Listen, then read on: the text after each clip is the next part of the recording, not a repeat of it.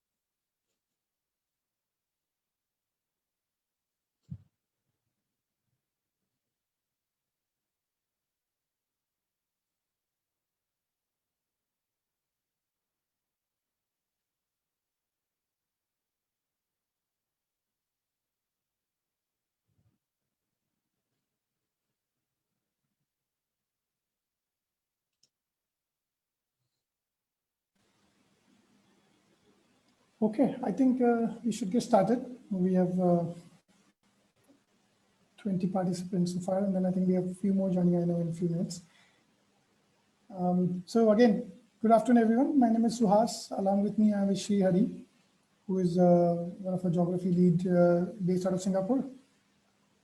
So I think the whole idea of doing this seminar was that me and Sherry have been working in this field, helping organizations build data capabilities, build reporting and analytical capabilities for many years. And in the last few years, we have worked with so many different clients, so many different problems across smaller companies, larger companies, built cockpits for quite large companies, built very agile data capabilities, reporting capabilities for multiple retail and startups in UK. So there are a lot of learnings that we have from different things that we have done in so many years, and it was great for us to just collate our perspective and collate our perspectives and then share with you. This is just the initial first session to give us a very high level. This for the area that we're trying to capture here is extremely vast and one of the complex as well in terms of practically implementing and adapting it.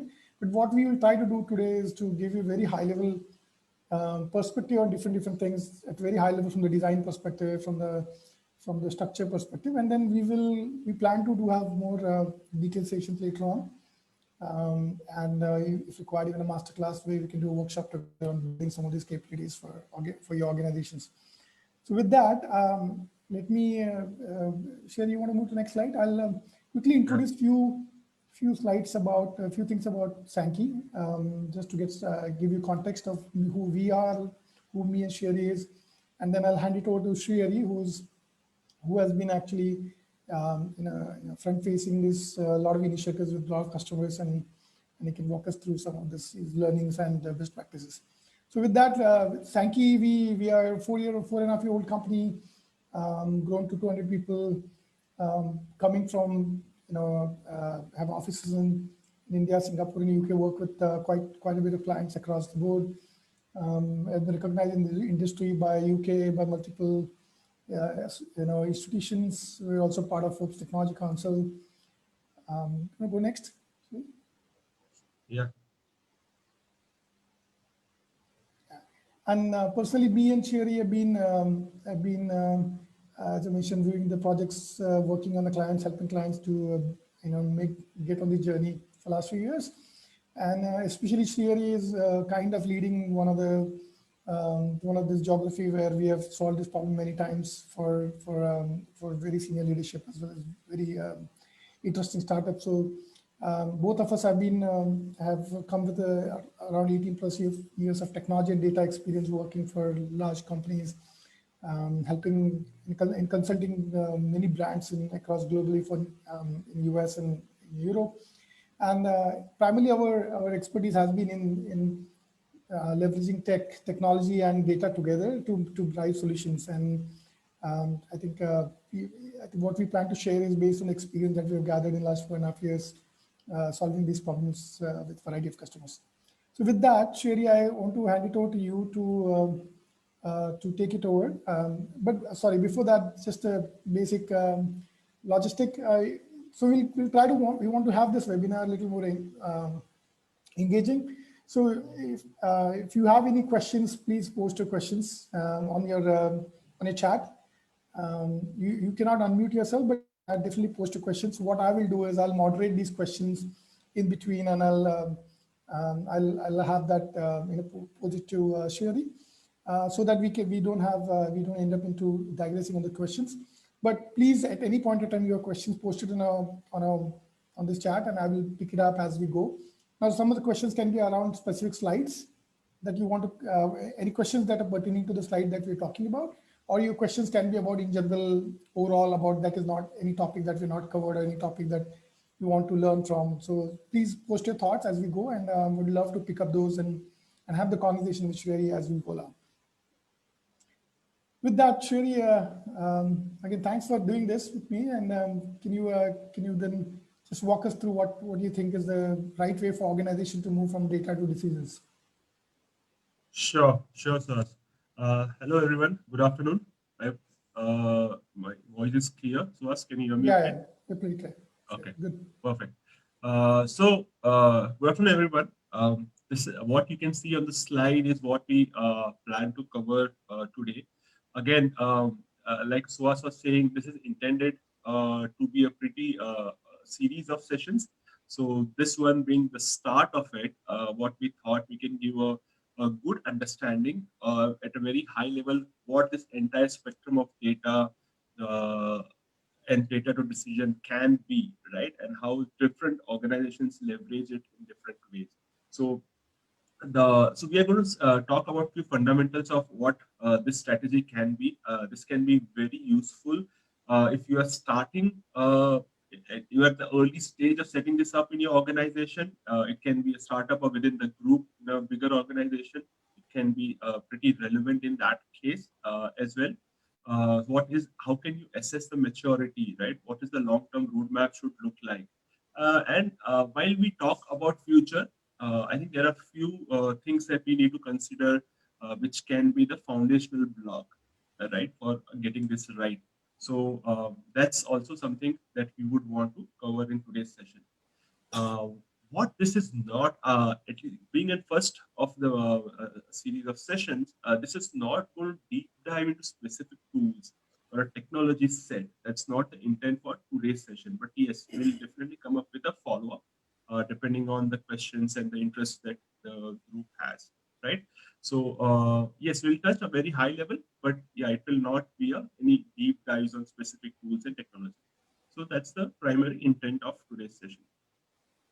Okay. So with that, let me just go on to the to give a summary of what this entire landscape can look like, right? I mean, I have phased this slide out. The reason being, it can become very busy and it can become a little overwhelming, right? The entire intent is from data. All the organization these days, right? Over the last decade has been everybody wants to make a data-driven decisions. The reason is there is no dependency on individuals with experience. There is no dependency or minimal dependency on what people's gut might tell you, and which is not a skill, right? It's something people grow with experience. And And if you wait for the experience, obviously you will miss on the time aspect. So data is the key thing which will drive the decisions these days, right? So data is what you want to measure, right? Now, now, irrespective of whether you're talking about a big organization or a young company, right? Data is going to be the crux of how your decisions are going to end up. So, for younger organizations, the challenge is going to be how can you collect all required data? What are the data? How much investment do you want to make, right, in creating the source of truth, as we call it, right? Whereas at the same time, you may think the bigger organizations, the Fortune 50 and 100 organizations, must be well placed off in this phase, right? I mean, we work with a lot of them, but that's not the case. I mean, they have a problem of plenty on the other hand, right? They have multiple sources, things are very siloed, the data sources don't talk to each other, different sources have different kind of numbers, and they don't reconcile. And hence, the headache is even more, right? So the problem, I mean, though this is like the fundamental building block, this problem is not something which is sorted in most of the organizations still persists, right? Any analytics data driven projects that you talk about, right? Any machine learning to simple reporting, you would realize that easily 60 to 70% of the time in the entire exercise of end to end goes into the data massaging, data cleaning, data factoring part. So, I mean, it may seem like a very fundamental and rudimentary thing, but this becomes a main foundation. And there are multiple ways we can do that, right? Like you can see there are data warehouses, there are data lakes, and there is a lot of uh, managed services solutions available on the cloud as well. So yes, data becomes your first starting point. Second, on data, what do you do? Once you have data, then you talk about what happened, right? In order to make any decision or to correct do any course correction in your for your business, you need to you need to understand what happened. So based on the data that you have, you can have a descriptive set of solutions, which will be canned reports. Right now, these can be reports which can come over email. It can come as a dashboard. It can come in multiple formats, right? So this just tells you what happened. It's like looking at your health card or looking at your blood report, right? It just tells you what happened. And so you know that, okay, what you should take care of, right? But why it happened is not something that comes very naturally out of data, right? So you have to build the why part of it, right? In case of just like what we do for our health checkups, right? When we see our if anybody's blood pressure is high, what you need to do, you need to understand what are the lifestyle habits, what are the food habits, what are the genetical disorder that might have come in. So there are multiple reasons. Similarly to a business, there can be a reason. I mean, you can very well say your revenue has dropped by 30%, but why has it dropped? Is it just the sales? Is it the margin? Is it you're out of inventory and you don't not able to get enough products on the ground? What? And there can be multiple reasons, right? So the why part has to be further built on the descriptive part, right? This requires some amount of data modeling, some amount of business understanding to build the why part. And then comes the part of predictive, right? Now, what can happen? Now, I know why something happened, but will I, the data, along with, of course, stats and business understanding, can also tell you what can happen. Now, what can happen is, of course, there is a good amount of stats involved. There is a good amount of probability-driven analysis involved. So it will give you different scenarios. You can play out that if you increase your price by 10%, what can be a possible reaction from the customers, right? Those kind of scenarios you can play out, and you can predict, okay, kind of sales that you can expect next quarter or next year, and so on, right? So that's the predictive part. Now, simulations, forecasting, supervised machine learning, these are all different aspects of what you can have as a predictive part, right? And then comes your prescriptive. Again, what to do. Again, it takes a step further and it tells you about what are the different things that you can achieve, right?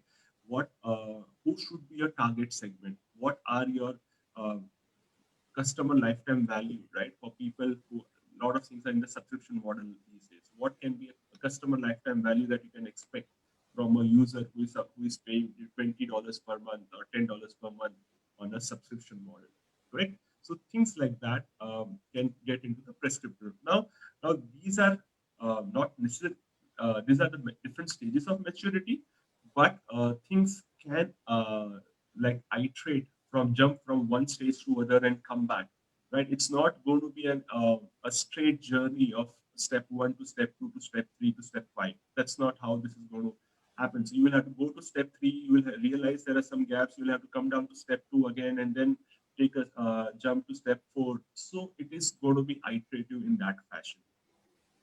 So at the end of the day, data to decision, this is the very, very high level landscape, right? So data leads to insights, leads to key decisions, right? Now, how do we adapt? How do we build a roadmap of this for any given organization will depend on what is my current maturity, right? Now, it can be a small or it can be a large organization, but now they can be a different level of maturity. But from our experience, like what Suhas was telling earlier, from our experience, we have realized that the key failure points, right, that happens in this journey for most of the organizations are two, right? Yeah, if you do a Pareto analysis, you would see there are two major reasons why organizations fail in capitalizing on their business intelligence platform or data platforms or ML platforms. The two major reasons which you can currently not see here in these five stages. The first one being the first one being your adoption, right? So at the end of the stage, right, whether you make reports or whether you make a dashboard or any ML based model, right? The adoption of business, utility by business is going to be the key differentiator whether it's a success or not, right? It can be the most sophisticated model, but if business doesn't find it intuitive, business cannot adopt to it, it is not going to fly, no matter how much effort you put in, no matter what level degrees of PhDs and double PhDs work on it, right? So if you see the fag end of adoption is something that you will have to keep that in mind while you are delivering solutions from any of these stages, be it the report, be it a model, right? And on the left hand side, even before the data comes in, what is the design, right? How is the data captured? Because a lot of times we realize that we are not able to build any substantial outcome or a solution on the BI because the data foundation itself is flawed. Okay, the data is not captured in the right granularity, the right metrics are not captured. There is not enough legacy or time period of data that is available. History of data is important if you want to build some trend analysis or some predictive model on top of it. So those things, the design of what you want to achieve has to be defined correctly. So these are the two big gaps which can lead to what I say is a failure of your data initiative in any organization, be it small or big. So Yeah. Shri, I think Yeah. one question, right, is that, see, we often hear from our customers, right, there's a more like a catch-22 situation. People say, I don't build data capability.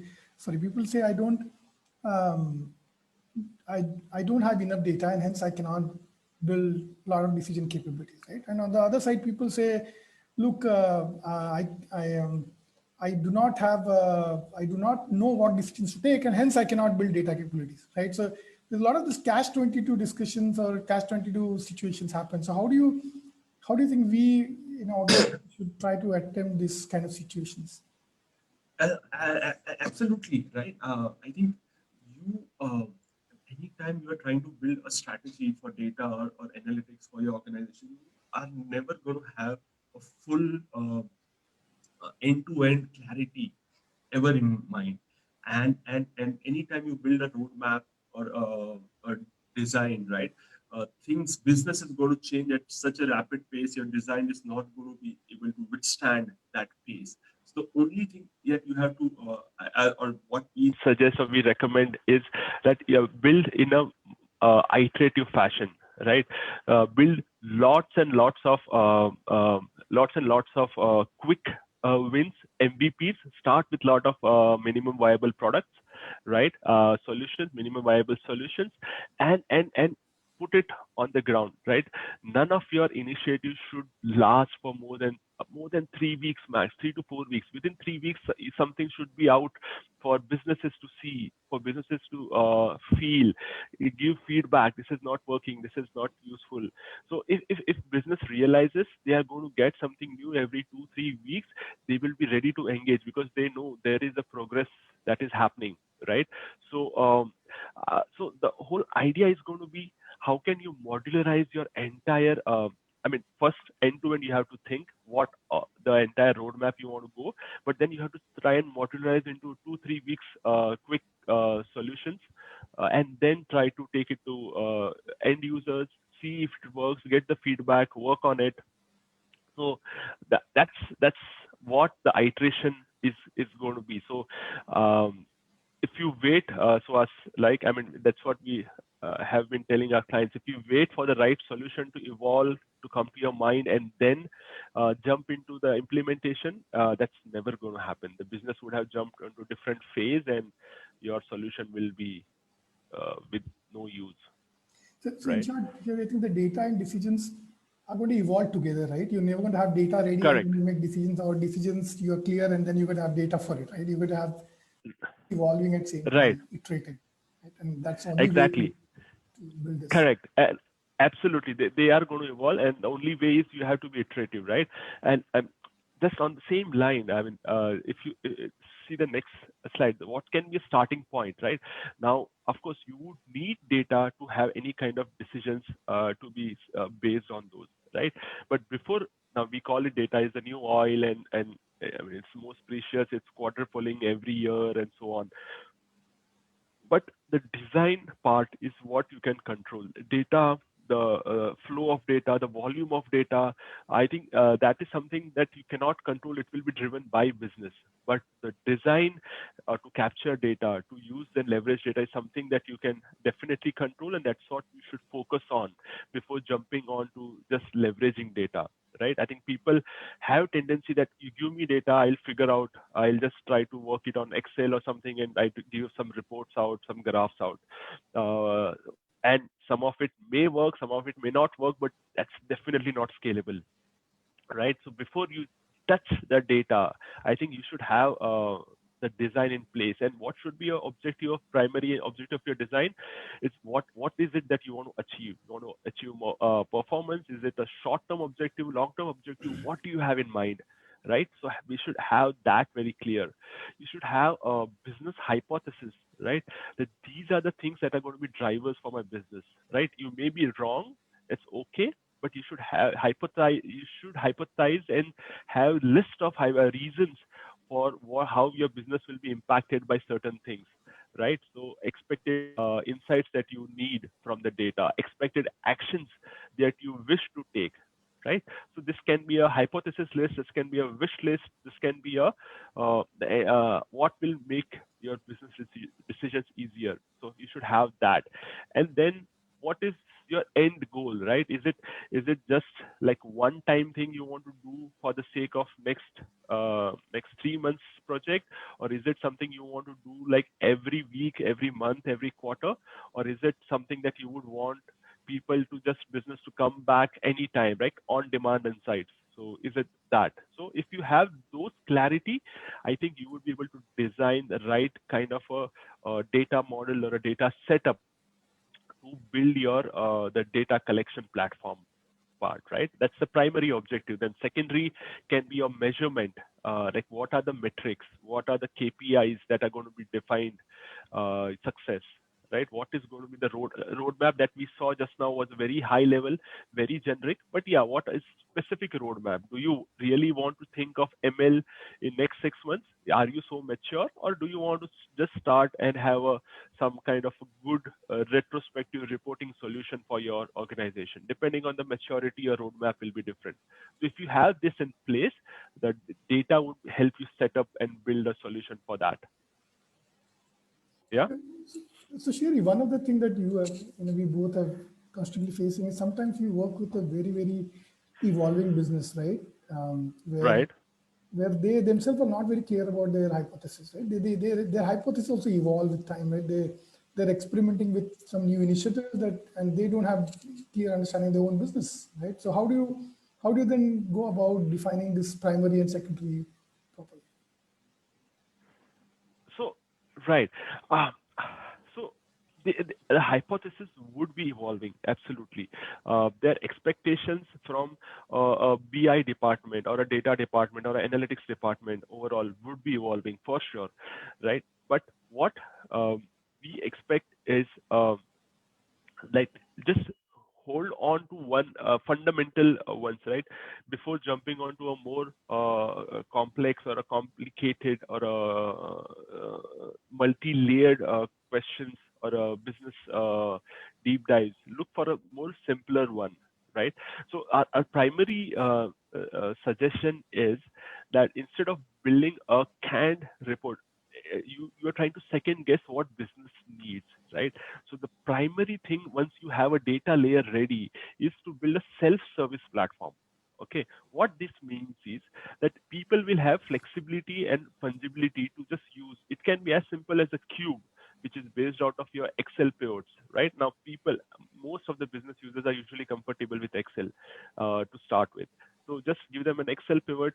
They can pull in all the metrics. They can verify their hypothesis. They can validate what their questions are, right? And they can then come back to you saying, okay, this looks okay. This doesn't look okay, right?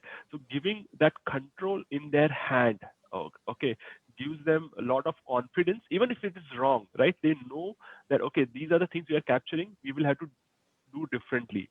I mean, without having that control, they are always uncertain. They are on the edge. They're on the seat that, okay, what are we doing? How are we performing? How do I know that?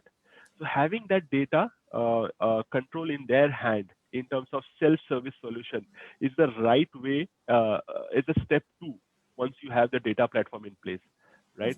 So yeah.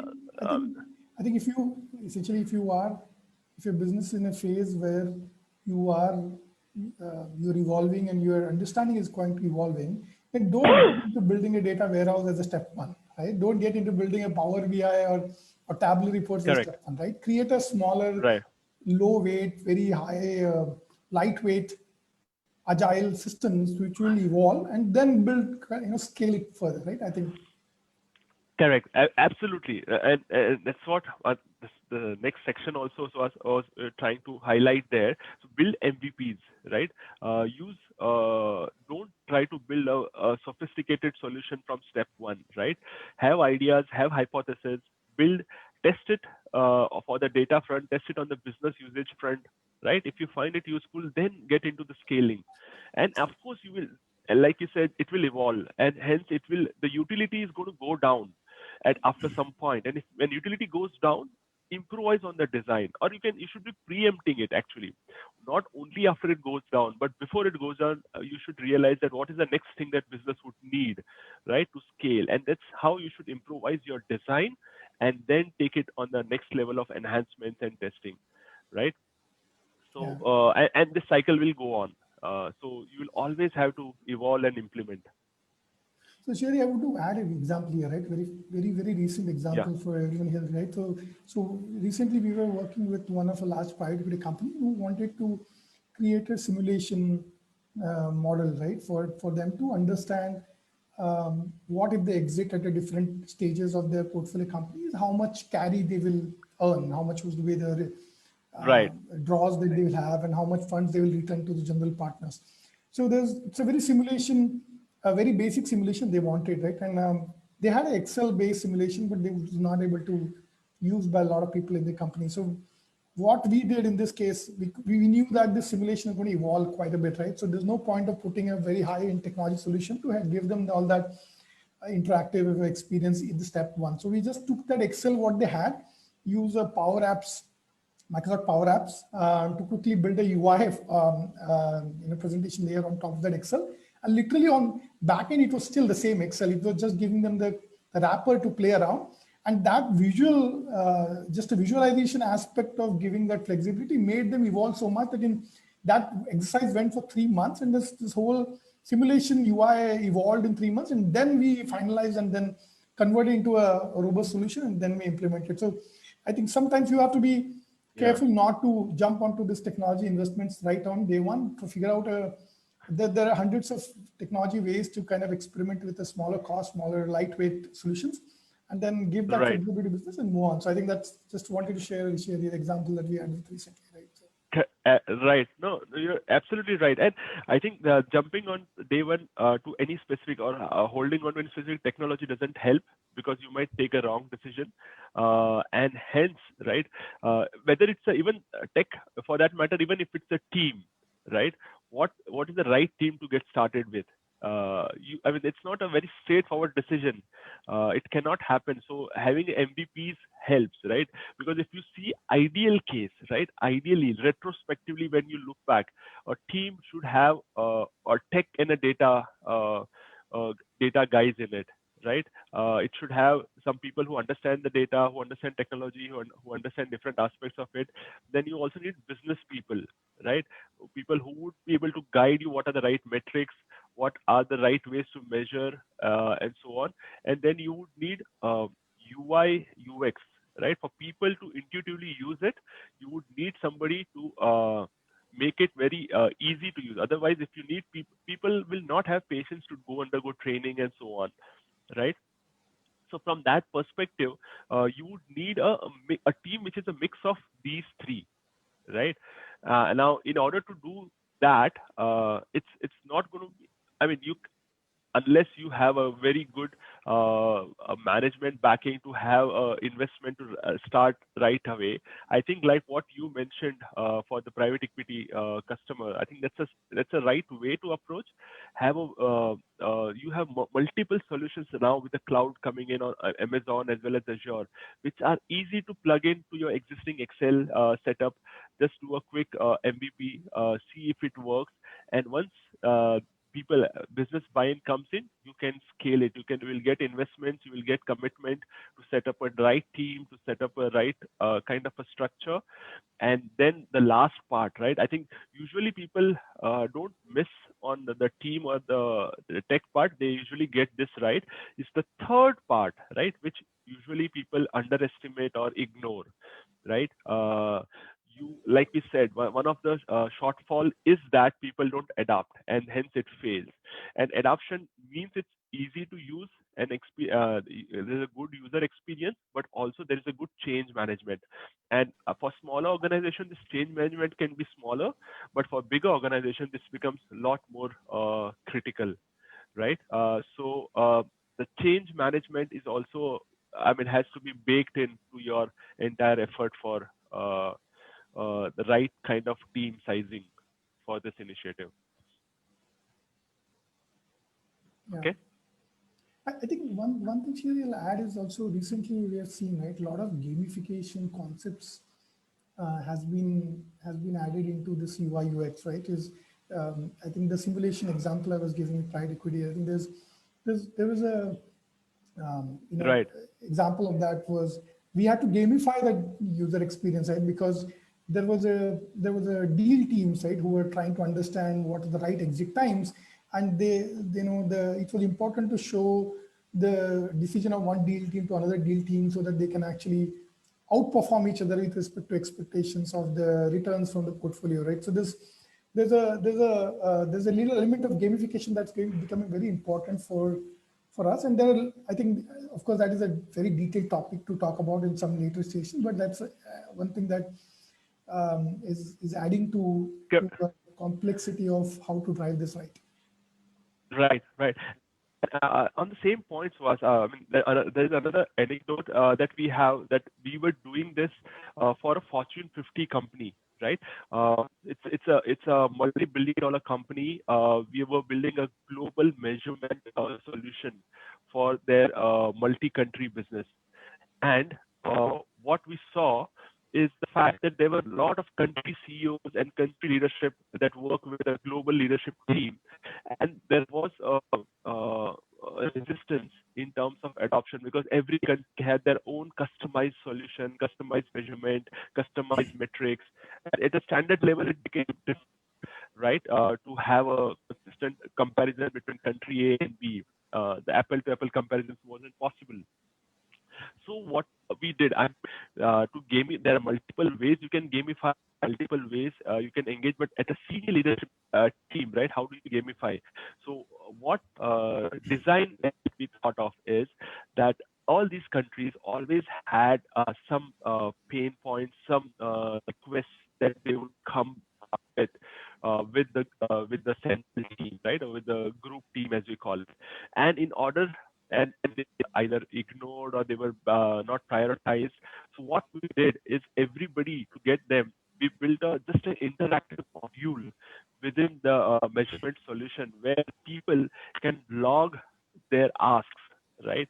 That, okay, this is what help we need in sales, this is what help we need in pricing from the headquarters, this is the kind of support we need in some training and so on, right? So all those asks are being logged management solution, measurement solution, and that just was the trigger, right? I mean, that they realized that in order to get in front of the management, in front of the headquarters management, they had to be on the system, and then, because that was the easy way to get their address, and it was a very small element just built on an add-on that we built on Power BI or built on SharePoint, and the entire solution was a big hit, because now they realize that if they go there, their asks can be easily addressed versus trying to go on the email and people around. Such small tweaks makes a big difference in the change management, production management that you were talking about. Absolutely. I think at the end, it's a psychology is another discipline Correct. that has to be come and played here, right? And the people who know able to bring this together is where we think who can try this solution. By the way, Shiri, just to interrupt one small, I think you're breaking up a little bit in your voice. I don't know if it's just me or Vishal, but there's a little bit of disturbance in between. But I think if Okay. yeah. On this, just to also remind the people that, look, we will keep last 10 minutes for the questions. So if you guys have questions in your organization, you guys have questions on any of the things that we covered, please post it. We will take it up as we go towards the end of the last 10 minutes. Yeah, we would love to hear your questions, some of those situations that you might be going through, or anything that we can address, or if there is any similar anecdotes that you have from your companies and that you have done better, that's something that we could learn. We would love to do that. So please do let us know and post it on your questions. Okay, Sherry, go back to you. No, I think this is great. I think I think we just talked about to summarize this, that there is a while we also build data, take a data and create this UI UX is going to be important. Gamification is going to be important, and building those psychological triggers, understanding what drives people is also going to be very important, and baking all that together into your solutions is going to be very, very important going forward to succeed and drive. Right. Yeah. Maybe then after, once you have started off, right, so and team, so maybe just quickly touch upon that, how ideally things should. So you would have the governance model, right? How should it evolve? Right, when you are initial stage, you will spend a lot of time on your data collection and some bit of measurement. Usage would have, like you said, it should not be zero even if you are starting stage. It should have usage. If there are no usage, you will not get feedback, and this entire effort will go to waste. So you should have usage. as you progress, even when you start at the early stages. And then the split of effort. This is a split of effort in terms, right? That if you have a 10-member team, 5 people are working here, 3 people are working on measurement, metrics, and so on, and 2 people are working on adoption and driving usage, right? As you mature, your data collection effort might go down, or ideally it should go down, right? And when you are in a fully matured stage, you should have a fully end-to-end automated ETL technology or ETL platforms which will do all the data collection for you. I think 10% is also on the higher side. You should have any effort on this should be lesser than that, right? So that you realize that your most of your effort has to be on adoption, usage, collecting feedback, and if anything, you might have to think of new metrics, newer way of measurement to identify some more root causes and deep dives, right? So that's how your maturity of your data setup or your analytics infra or analytics team should be measured. I think Okay. here the maturity curve, there might be multiple maturity curves here, right? Because sometimes you might get mature with your current business, and suddenly your business might evolve, which might need an additional set of data, additional alternative data sources, right? You might need to, you suddenly your business, your domain is disrupted, right? And then you need to go through another maturity curve. So your maturity curve will also not be constant, isn't it? Yes. Yeah, it's not going to be a straight line like step 1 to step 2 to step 3. Like you were saying, it will be iterative. It will go up and down. There will be fluctuations, and I think that's the right way to evolve. But at the end of it, the mean value should be going up, right? While there is a curve which goes up and down, the mean value should have an upward tick. I think, these are like numbers that idealistic world would want, right? And things can vary depending on which stage you are in. If you are at a stage where your business is going through a disruption, obviously, again, this 10% can go up to 30% in no time. But yes, I think that's what we should aim for at least. Yeah. So I think I think completely agree. Shailja. The only thing is, I feel given this COVID and there's so much disruption happening, right? People's actually the maturity is more like an S curve, right? With a lot of curves happening along the way, right? And Right. and then I think to give an example of one of our client recently, that 2 years back we were in the collection or the start phase of maturity, right? And then in 2 years we ended up into little more mature state. But suddenly now COVID happened, and there is the entire business problems, the kind of reports that they want, kind of decision they want to take have changed, right? Now suddenly social media data has become very important. Suddenly there is the promotion and the telemetry data of the traffic has become important, which was not been ever captured before, and was only focused on sales and performance of the stores and the retail client. Right. Now suddenly this became a very different business model. Their business model itself has evolved. So now you are going to again go back to the start of the maturity curve, right? Because you have to now do a lot of the newer data collections. You have to do now maybe build additional business models that they are evolving. You have to start capturing data for that, right? So you, as a business model change, I think this maturity's curve will also be more of a S-shaped or multiple S-shaped, right? And along the way, Correct. you'll have to start adapting to it. Yeah. Correct. Absolutely. I think you're bang on there. It will evolve. It will be multiple S's in that curve. On that line, maybe I can quickly jump to a slide, right, where we have a similar kind of a S curve, as you might say, right? This is for one of our a big retailer in UK, right? It's a pretty. They have like 1,000+ outlets across United Kingdom. They're pretty large, good chain, but and suddenly, or they were number 2 till a couple of years back. But being number 2, they somehow managed to acquire number 1 retailer in that domain, and then they became double the size, and that was a disruption, right? That meant they had to integrate with a newer entity. That meant there were newer systems in the different organization that they acquired. It meant there were different kind of setups, right from tool setup to data to even the infra setup were different, and they had to struggle and get a bigger team involved to again reset the entire thing, right?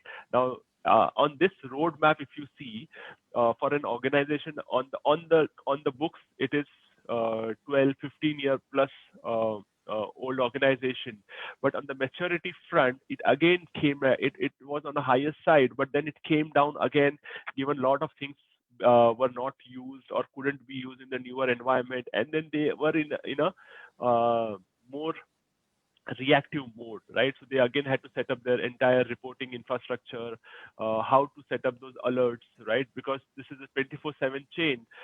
They have shifts, and when each day ends, they have to close out the days, whatever billing cycle and things like that. End of the day, so they had to put in some infra, some technology, and a big set of team to revive the entire thing and make it in a combined solution. So this took like you said, right? The S curve, it came down suddenly. It took them 3 months and to revive themselves and come back 3 to 4 months. And then now again, they are back where they have the first two boxes checked. And now they are working on the step 3 and step 4 of optimization and predictive part. Right? Yeah, So, perfect. yeah. And just to highlight, right, for the rest of the team here as well, I think when we think of descriptive work, we are usually think of a report or a dashboard. But I mean, given the technology availability that we have, I think having not just report, action based, right? If certain benchmarks are breached, you should get an alert, an SMS, maybe an email, right, to the right set of people to take next action, right? A workflow based. I mean, we see a lot of workflow, just like when you apply for leaves, it goes to your manager, it goes to the HR, it goes to all the relevant people that so and so person is going on leave or a long leave, right?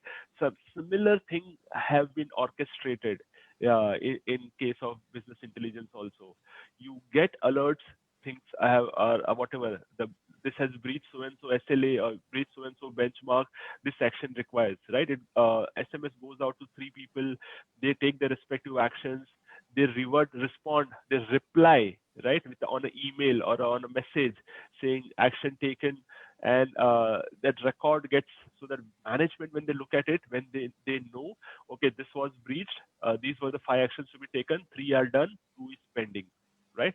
These are the next level, while it is not really a proactive, but it gives you the measurement is not like 3 weeks later, okay, still there are 2 actions pending, right? It's on the fly, real time. You realize that things are done, things are pending, and where should your focus be, right?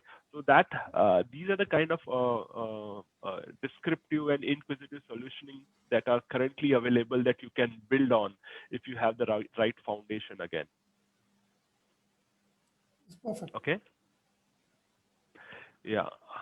So maybe the next thing I just want to quickly cover was Sherry, how we got 12 minutes on the card. okay. I think we can strictly maybe cover a few slides in the important points in the Just next 2 5 points. minutes. Yeah. 5 minutes, and then we Just can keep 5 minutes for a couple of questions. yeah, I will just 2 points that we would want to touch upon is how do you like we spoke about data from the left side of the spectrum on the first slide that we saw, right? The data is where things are, but also how do you see now? You cannot go step basis from data step 2 step 3. You will have to come from the other side of the spectrum as well, and then try to connect the both lines at the center. I think that's the right and the most efficient way of doing.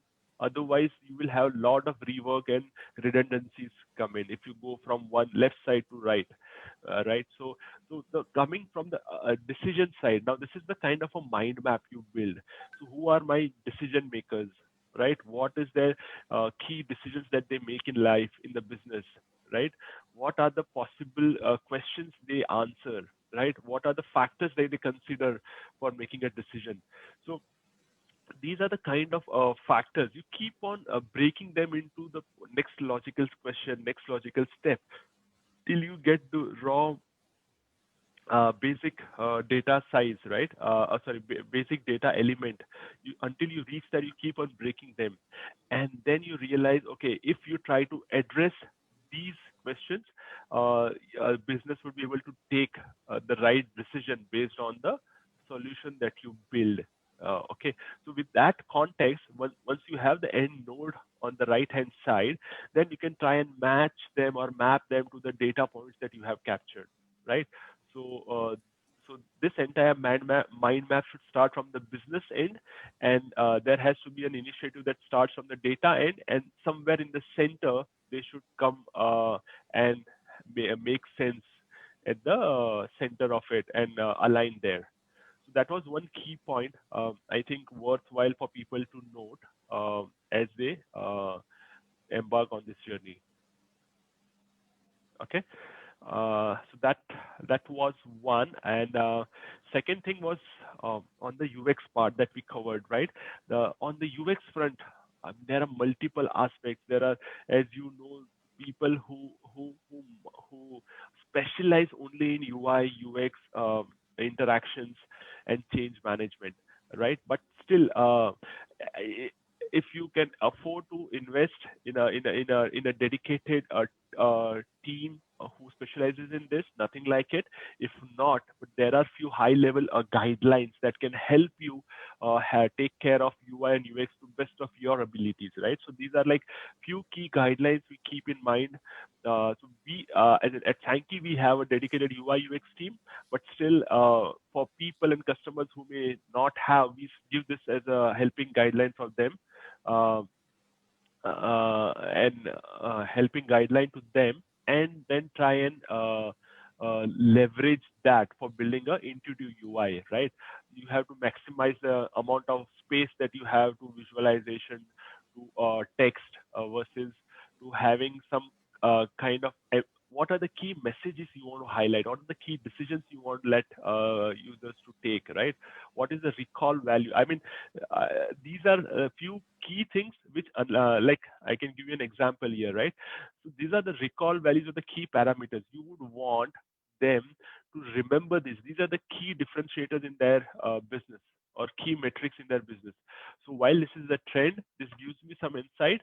What is my total planned hours or planned availability this week? So it's only 30%, which means I need to work hard on my pipeline because there is a lot of free spare time available in my team, things like that, right? So what are the key things you will have to call out? Yeah, so these were the two things I thought we'll quickly touch upon before jumping on to the specific questions that might be there.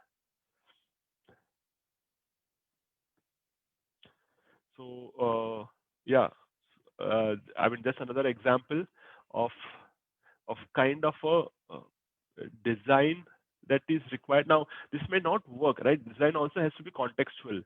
For some, it might be overwhelming. For some, it might be depending on the business and depending on the aptitude or the requirement for the business. It can vary. So it has to be contextualized. It can't be lifted and shifted from any domain to any. Okay. Suhas, you want to quickly, we have 5 minutes to go. You want to quickly touch upon questions before we come to the last part? Hello?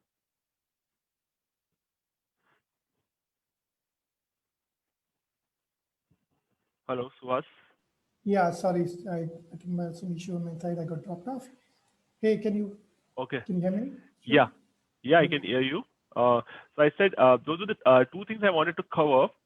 We have 5 minutes to go. Do you want to take some questions if we have, or then if not, we can go on to the last part of the tools, possible tools. Yeah. So one thing, I think one of the question here was from Lee is that how do you, for e-commerce company, right? There is a um, uh, what kind of metrics? So a startup analyst, at someone who is trying to create a dashboard for the leadership, what kind of metrics might make sense for leadership team in e-commerce company? Again, it's very difficult to answer at a very high level, but I think just to give some pointers here, anything from your thoughts, what are the metrics or what kind of different metrics that might be relevant in e-commerce domain? Okay. I think e-commerce, sorry, from our understanding and what kind of e-commerce business that we have engaged with, the primary metric is your active user base, right? Footfall that come in, visits that happen on your website is the primary thing, right? If you are able to attract people, even if they don't buy anything right now, you can always convert them in future. So that's the key thing that drives the valuation for an e-commerce company. Once you have the footfall, what is the conversion rate? Whether they buy, how often? Every 3 visits they buy once, or every 10 visits they buy once? What is that, right? When they convert, what is the kind of the cart value, right? Or average buying value, right? Is it $10? Is it $50? Is it $100? On average, people buy $30 worth of goods from your e-commerce, right? Every third time or every 5th time they come onto your website, right? So you see there is a gradual funnel around it on how things go. The top of the funnel is how many people. Then when they come, how often do they buy? And when they buy, how much do they spend? Right. So that's how your you may also call it a KPI list or a KPI tree, right? That you build a tree of all the metrics, relevant metrics, and then try to sequence them on what will be the priority of business, right? How would you want to sequence it? How do you want to funnel it down or deep dive on, right? So yeah, those are the top 3 metrics coming to my mind. But again, depending on what kind of e-commerce, is it B2B, B2C, what is the life cycle? Is it consumer goods or is it lifestyle? So it can, again, you can have specific metric relevant to those categories. Yeah, I think I think at a very high level, Sherry, if you have to answer this, at a very high level, there has to be a performance of the business, right? The e-commerce business. So what's your typical order size? What's your active customers, right? What's your daily traffic? So different dimensions of the performance at a different category level, at a different SKU level, right? So that will be a basic reporting of the, which Sherry mentioned about descriptive, right? Just knowing what's happening in my business. What's my daily sales like? What's my weekly sales? Like which category is going down? Which category is going up? So knowing what's happening from the sales perspective, right, is one area of one dimension of metrics and reporting that you should and data analytics that you should do. The second, I think, is how do you optimize the traffic that you're getting? How do you make sure that you are able to get the higher dollar value from your customers? So how do you increase the share of wallet or size of wallet? For that, I think what Sherry was saying is doing the funnel analysis. Where are you dropping? What is your lost revenue? Where are you people? What are the cross-sell opportunities? What are upsell opportunities? What are the recommendation engine working or not? So those, I think, high-level business performance. Second level can be optimization and an enhancement of the business performance. And what are those different metrics that are right to that? I think very high level, those are very common ones that I use. But depending on what I would suggest is depending on what your problem is. I think if you are a startup, a data analyst who's in startup e-commerce, try to understand what are the different problems that, because I'm assuming as e-commerce, a lot of these are very standard basic reporting that your organization must be already doing it, right? So try to understand what are your pain points of your organization. Where is your e-commerce bounce rate is very high. So then try to create a very specific report for the bounce rate to show what are the different channels from which you're getting the traffic, which channels are not performing, things like that. So list down those pain points and then try to create a very specialized solution that can help them either understand why it is happening or help you investigate why it's happening, and then also can you drive towards suggesting what they should change. So I think at very high level that I'll leave it to that. The another question, Sherry, is in the matter of is also that there is someone from Sanjay who's working with a company, insurance tech, I think, insurance domain, where a lot of their local country people are developing apps and acquiring data from the local countries. Now, the question from Sanjay is what is the way to acquire all this data at a centralized place more efficiently? What would be the approach to get all this efficiently in one place, in a data warehouse, data lake? It's very difficult because a lot of these data are captured differently in a different countries. So how do you efficiently get it out of one place? That's the question. Okay. Yeah, I think it's not easy. I think the similar kind of problem we faced when I just spoke about the retail example, right? When two companies got acquired, right? Different data, the HR data, finance data were all in a different format, different thing, and they had to be included, but it was still in a standard state, right? 2 or 3 standard states they were in. But what I understand from this question is they are in multiple such formats, and these formats can evolve, correct? And how do you get them into a standardized form, right? So if that is the intent, I think you will have to. I mean, this is going to be very tech-specific solution that we'll have to build, right? Getting a set of APIs per se, right, which can absorb data, try to parse it into the standard format that end result that you would want, right, and have the identified values captured in the standard format that you already would have defined, and there would be some parts which might be redundant or which might not be part of your plan, and they can be captured as in a separate either a table or a separate format where you have which is up for feedback or loop, right? That kind of solution which will iteratively learn that every time something is not mapped, how do you get it into a common place and then get and learn what will be the right fitment for that data. I don't know if I'm able to answer, Suhas, if you have any additional points on that. I think that you kind of nailed it right, but I think one element which I think one element that, especially if you have very disparate data coming from different sources, right, then the struggle is how do you transform that into a centralized data model or architecture. And it's very tough, especially if you have very, very disparate countries doing this own way. One of the best practices that I know is, so often the load of, the onus of building architecture is to how do you create a common architecture which will fit all. And you may not have that for a long time in your business. So the other approach that is you might have heard from is, typically the data solution architecture is always ETL, right? Extract, transform, and load. I think in some cases, the different approach other than ETL is extract, load, and transform, which means you actually create different data stores at a centralized place, which will have a different data models coming from different countries. You don't transform them, you just load it at one place. So what happens because of that, at least you have one big data lake where you're capturing all the data, and then you spend a lot of time as you evolve in terms of trying to come with a centralized architecture as a transformation architecture later on. But don't limit that should not, because you don't have a common transformational model to fit all, should not stop you from creating data stores or data lakes in the initial line. That's the beauty of some of those Azure data factories or some of the solutions where you could create a lot of these data stores, and this gives you a tool to actually map, right, which are the common ones, which are not common ones, and you can create a hybrid model later on. But I think first step I would recommend is that create a data store where you get a multiple data store for the different countries, get them to one place, let them do the centralized reporting from the same data. At least on the platform, they all know that my data is going at this, right? It's an operational data store or whatever you call it.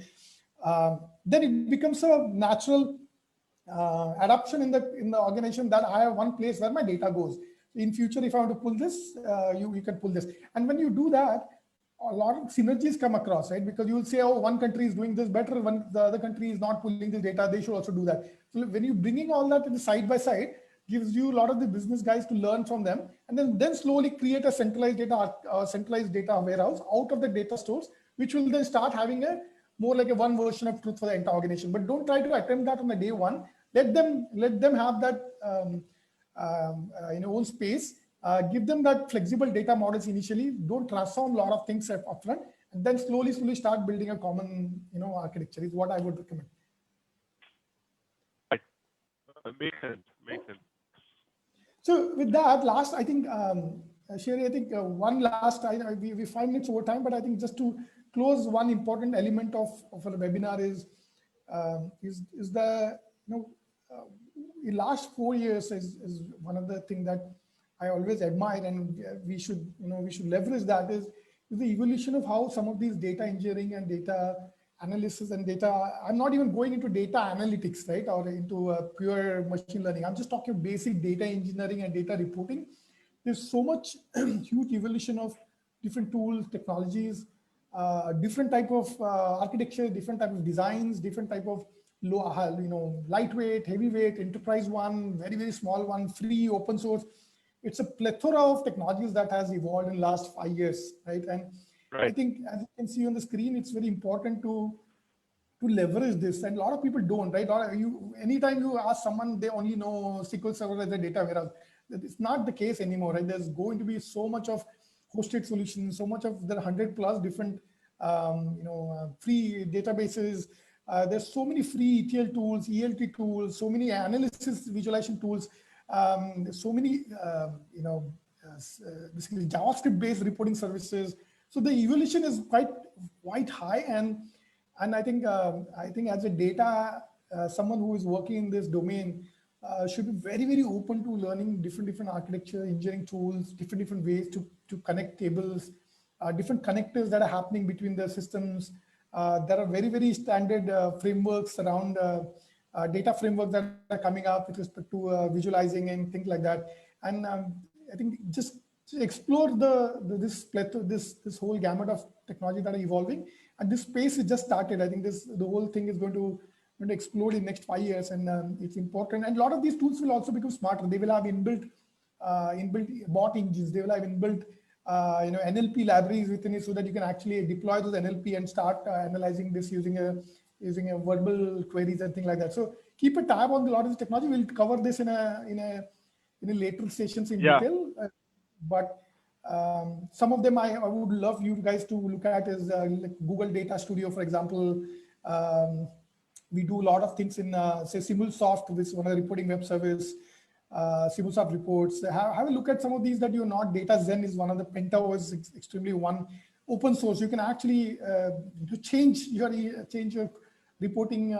Create your own widgets, things like that. So if you know a little bit of technology, a little bit of understanding of data, I think you can. If you have a team like that, you can play around with these tools very quite nicely and build very, very rapidly some of those things for your businesses. Absolutely. Okay, with that, I think we're on top of the hour, and we have covered, I think, very high level. Guys, thank you so much for attending today's webinar. I hope it added some perspective to what you were looking for. It gave you a little more perspective to think about as you go back to your organization. And if there is any question, anything that you have, please reach out to us. Sherry and me we are always excited to solve these problems and connect with people who are who are having who want to solve good problems in this area. So reach out to us. I'll just message my and Sherry email ID here as well, and we look forward to seeing you again in the next few sessions. Absolutely. Thanks everybody for their time. Yeah. And thank you, Sherry, for wonderful presentation. And I think let's connect again for the next sessions. Thank you again. Sure.